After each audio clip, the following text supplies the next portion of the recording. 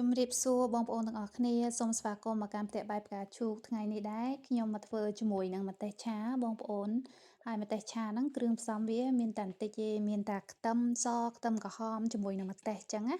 ហើយម្ទេសហ្នឹងខ្ញុំប្រើចំនួន1គីឡូហើយខ្ទឹមខ្ញុំប្រើចំនួនកន្លះគីឡូហើយម្ទេសហាវ៉ៃបើសិនជាបងប្អូនអត់សូវចង់ហឹរខ្លាំងទេលាយជាមួយនឹងម្ទេសហាវ៉ៃក៏បានដែរអញ្ចឹងទៅខ្ញុំលាយជាមួយនឹងម្ទេសហាវ៉ៃជុំជាមួយនឹងម្ទេសយើងធម្មតាអញ្ចឹងណាបងប្អូនហើយវិធីមួយទៀតដែលស្រួលហ្នឹងគឺកិនចូលម៉ាស៊ីនហ្នឹងហើយម៉ាស៊ីនហ្នឹងគឺចង់និយាយថាម៉ាស៊ីនសំណប់ចិត្តរបស់ខ្ញុំហើយកិនអីក៏បានដែរបងប្អូនហើយយើងចំណេញពេលវេលាច្រើនជាមួយនឹងម៉ាស៊ីនអញ្ចឹងណាព្រោះអីម៉ាស៊ីននេះពេលដែលយើងចង់ធ្វើអីគឺលឿនមែនតើហើយបើសិនជាបងប្អូនចង់ម៉ត់ក៏បានហើយចង់អត់សូវម៉ត់ក៏បានដែរកិនសាច់កិនអីបានទាំងអស់ហ្មងកម្លាំងវាខ្លាំងណាចាំខ្ញុំថតម៉ាកហ្នឹងដាក់ពីក្រោយដើម្បីបងប្អូនអាចទៅរកទិញបានអញ្ចឹងណាខ្ញុំធានាហ្មងបងប្អូនម៉ាស៊ីននេះគឺថាល្អហ្មងខ្ញុំប្រើម៉ាស៊ីនច្រើនហើយប៉ុន្តែជាមួយម៉ាស៊ីនមួយនេះគឺជួយការងារបានច្រើនមែនតើយើងមិនបាច់ចាំធ្វើការយូរអញ្ចឹងណាវាលឿនអានេះខ្ញុំក្លុកប្រហែលជាមិនបានមួយនាទីបងប្អូនឃើញខ្ញុំធ្វើតែ2ដងហើយហ្មងវារបៀបថាយើងចង់បានម៉ត់ប៉ុណ្ណាឬក៏អត់ចង់ម៉ត់យើងមើលតាម1ត្រិល2ត្រិលហើយហ្មងកម្លាំងវាខ្លាំងហ៎ហើយខ្ញុំកិនជាមួយនឹងខ្ទឹមមុនទុកមួយឡែកសិនដើម្បីយើងឆាខ្ទឹមមុនអញ្ចឹងណាបងប្អូននិយាយទៅអត់សូវម៉ត់ហ្មងនៃខ្ទឹមនេះខ្ញុំកិនប៉ុណ្ណឹងទៅបងប្អូនគិតមើលបើសិនជាយើងច្រាំយូរណាប៉ុន្តែដោយសារតែយើងមានម៉ាស៊ីនទៅវារៀងលឿនអញ្ចឹងណា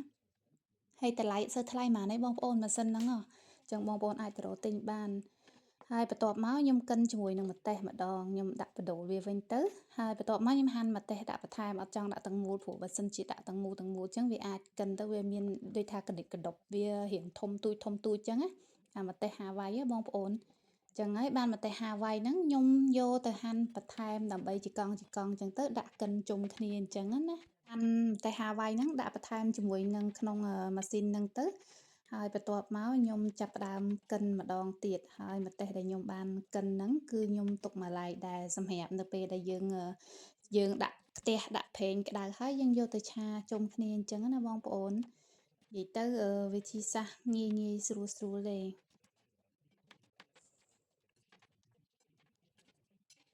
ហើយនេះបងប្អូនចាំមើលខ្ញុំកិនជាមួយនឹងម្ទេសហ្នឹងនិយាយទៅដាក់ទៅអត់បានប្រហែលជាយើងថា5 second ចុះយើងដាក់នៅលើម៉ាស៊ីនហ្នឹងដាក់តែ2ដងគឺម៉ាស៊ីនហ្នឹងកិនជំនួយការយើងបានល្អមែនទែនគឺកិនតែ2ដងហ្នឹងគឺថាម៉ត់ហ្មងហើយបើបងប្អូនចង់បានម៉ត់ជាងហ្នឹងក៏បានដែរប៉ុន្តែខ្ញុំអត់សូវចង់បានម៉ត់ពេកពេលដែលឆាទៅវានៅឃើញពណ៌ម្ទេសវារាងនៅស្អាតអញ្ចឹងណាបងប្អូនហើយនេះខ្ញុំចាប់ផ្ដើមចាក់ប្រេងចាក់អីដាក់ខ្ទះយើងឲ្យក្ដៅមកហើយដាក់ប្រេងរាងច្រើនបន្តិចម្ទេសឆាគឺរាងចុះប្រេងបន្តិចឯងបងប្អូនអញ្ចឹងទៅយើងដាក់ប្រេងរាងច្រើនដែរហើយបន្ទាប់មកយើងចាក់ចាំខ្ទះហ្នឹងឲ្យវារៀងក្ដៅខ្លាំងហើយបើយើងចាប់ផ្ដើមចាក់ជាមួយនឹងខ្ទឹមសរបស់យើងហ្នឹងចូលទៅក្នុងខ្ទះហ្នឹងទៅហើយបន្ទាប់មកយើងឆាឲ្យខ្ទឹមហ្នឹងឡើងឈ្ងុយបន្តិចហើយវារៀងឡើងកន្លាតពណ៌រៀងលឿងហើយបានចាប់ផ្ដើមចាក់ជាមួយនឹងម្ទេសដែលយើងបានកិនមុនហ្នឹងបងប្អូនចាក់ចូលទៅហើយឆានៅនឹងឲ្យវាចូលជាតិគ្នាអញ្ចឹងណានិយាយទៅម្ទេសឆាអត់សូវមានគ្រឿងផ្សំអីច្រើនទេប៉ុន្តែវាត្រូវការពេលវេលាដែលបងប្អូនត្រូវការនៅឈរមើលរហូតដើម្បីកូរទៅកូរមកនិយាយទៅបើសិនជាប្រហែសអត់បានហើយព្រោះអីតែប្រហែសអាចខ្លោចបាតខាងក្រោមអញ្ចឹងណាចឹងហើយបានបងប្អូនត្រូវការឈរនៅនឹងឆាមើលរហូតកូរទៅកូរមកដើម្បីឲ្យវារៀងចង់និយាយថារៀងក្រៀមប្រេងហើយនឹងម្ទេសជាមួយខ្ទឹមហ្នឹងវាចូលគ្នាទៅអាប្រេងហ្នឹងវាដូរពណ៌ឲ្យបងប្អូនហើយនេះខ្ញុំដាក់ជាមួយនឹងអឺទឹកត្រីបន្តិចដាក់ម្សៅស៊ុប3ស្លាបព្រាបាយដាក់អំបិល3ស្លាបព្រាបាយ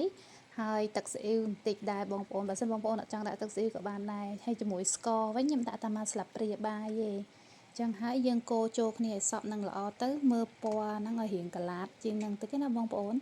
ហើយចាំវារៀងល្មួតចូលគ្នាខ្លាញ់ជាមួយនឹងម្ទេសជាមួយនឹងខ្ទឹមនឹងល្មួតចូលគ្នាអស់ហើយយើងចាប់ផ្ដើមទៅរៀបចំកែវរបស់យើងស្រុះទឹកក្តៅទុកកែវនឹងឲ្យស្រស់ទឹកឲ្យល្អបងប្អូនយើងយកកែវដែលស្អាតយកមកដាក់មកវារក្សាទុកបានយូរអញ្ចឹងណានេះបន្ទាប់ពីឆារយៈពេលប្រហែលជា40នាទីបងប្អូនខ្ញុំប្រើភ្លើងតិចអញ្ចឹងទៅវាដូរពណ៌ម្ទេសជាមួយនឹងខ្ទឹមហ្នឹងជាមួយនឹងប្រេងហ្នឹងវាចាប់ផ្ដើមបដូរពណ៌ហើយចាប់ផ្ដើមខាប់ជាងមុនណាហើយខ្ញុំធ្វើបានប្រហែលជា2កែវកន្លះ អរគុណបងប្អូនសម្រាប់ការទស្សនាវីដេអូនេះតាំងពីដើមរហូតដល់ចប់ជូនពរបងប្អូនសុខភាពល្អចាំជួបគ្នានៅក្នុងវីដេអូថ្មីជម្រាបលាចា៎